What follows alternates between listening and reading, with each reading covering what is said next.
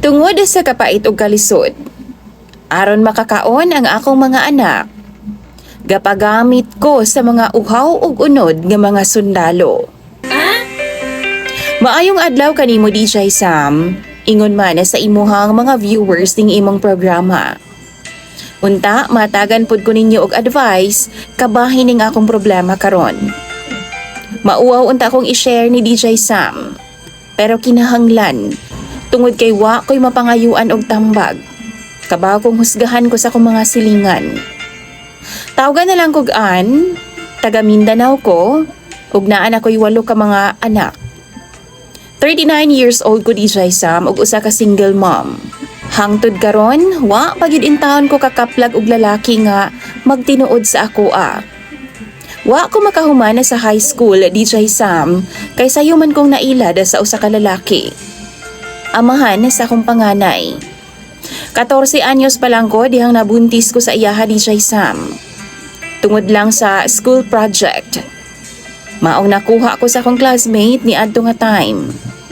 Second year high school pa lang ming duha DJ Sam that time. Ug pagkabuntis na ako, gipaundang na mag-eskwela sa mga ginikanan kay nagtipo naman mi. Bisan mga bata pa mi DJ Sam, naningkamot ming itaguyod namo ang among gamay nga pamilya hangtod nga nanganak nako. Namaligya mig ice candy sa eskwelahan. Ulaw go DJ Sam, laliman ka, apil lang ako mga classmates nga namalit sa among mga baligyang ice candy. Pero gikaya namo na, kay aron lang jud na ami magasto sa pagpanganak nako. Human akong panganak DJ Sam, tungod sa kapait, nananghid ang amahan sa akong anak nga manarbaho daw siya sa Zamboanga City. Kauban sa iyang uyuan, pero wa na gyud siya mibalik pa. Pila ko katuig nga hinulat sa iyaha DJ Sam. Wa na pud ko'y balita niya, pila ka tuig na ang milabay. Hangtod nakakaplag na pud kog laing lalaki ug nabuntis na pud ko. Kay bawo mo DJ Sam, tinuig lang jud ang ginatagal sa ako mga nahimong karelasyon. Dayon ilahan akong biyaan. Di ko makasabot kung ano. Diyang nibalik ang amahan sa akong panganay nga si Ronnie. Upat na nga akong mga anak. Nakita pud na ako DJ Sam nga naa na siya'y dalang asawa. Duna na po siya'y duha ka mga anak ug ang balita pa nako, kasal na sab silang duha.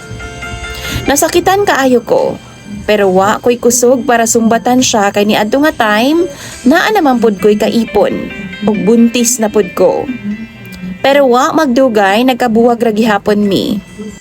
Ambot ba oy DJ Sam? Igo lang man kong ithan sa mga lalaki.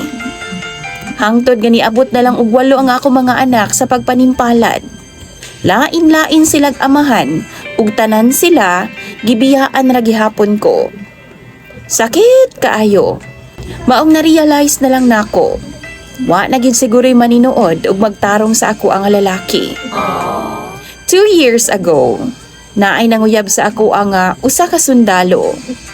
Wa na ko siya gisugot kay kaybaw man ko nga ilaron ra gihapon ko niya.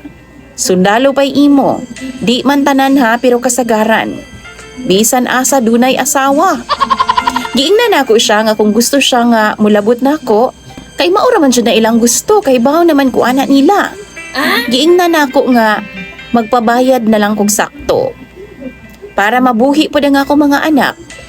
Gibuhat ko na DJ Sam, kay wa nasab ko'y mahuna-hunaan pang paagi. Kung unsaon ako pagbuhi og pagpaeskwela ang akong 8 ka mga anak. Maong nanimpalad na lang ko kaniadto ug katimbang sa kinabuhi aron nga naapoy mutabang sa ako agbuhi ug agak sa ako mga anak DJ Sam. Pero silang tanan palpak. Tuod man kada ana-ana namo sa sundalo hatagan ko niya kwarta. Sa sugod gusto pa siya adlaw-adlaw. Wa ko mubungat og pila basta kay maghatag lang yun siya. Doon na lang siya'y matunol na ako. Usahay bugas, usahay sudan ang iyang dala. Tungod di paigo nga siya lang DJ Sam. Di man pud nako siya mapugos kaysa ako nang gikaingon, sigurado kong doon na pud siya'y pamilya nga gibuhi. Nangita pa kog lain nga racket DJ Sam. Sa unahan namo na ay kampo. Og di malikayan nga doon na mangyoy magpabuang-buang ang mga sundalo. Dili tanan ha, pero ana man jud na. Naamang yun na yung mga dili loyal sa ilahang asawa. Maong gapagamit ko sa ilaha. 11 ka mga lalaki ang gagamit sa kuha karon DJ Sam. Wa ko gabungat og pila. Basta sigun lang gud sa mahatag nila, kay maluoy man pud ko sa ilang pamilya kung akong padak-an. Kabaw ko, doon na pud sila'y mga anak nga nanginahanglan sa ilang suporta. Di ko gusto nga mahurot ra na sa akoa.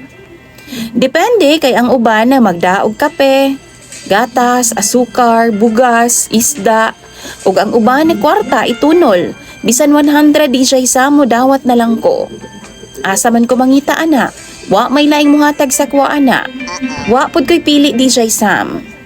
Mapasundalo, construction worker, mag-uuma, basta gusto sige lang.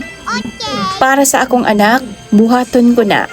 Ug kaluoy sa Ginoo, doon naman po'y ginakaon ng akong anak matag-adlaw. Siguro moingon ang uban, dili marangal ang akong ginabuhat. Pero wa na ko'y laing choice. Kay kung maglabada ko, pila ra pud intawon DJ Sam. 600 ang semana, ginahatag sa akoa. Unsa ra man intaw mapalit ni ana, di ba? Ang ako lang problema karon, kung kanus aplastar na ang tanan, okay na ang akong pangwarta. Niduol man hinuon sa ako ang apuhan sa akong tulo ka mga anak. Kuhaon daw nila DJ Sam ang ilang mga apo kay wa daw ko'y klaro. Burikat daw ko. Og di daw maayong sumbana na sa ilahang mga apo.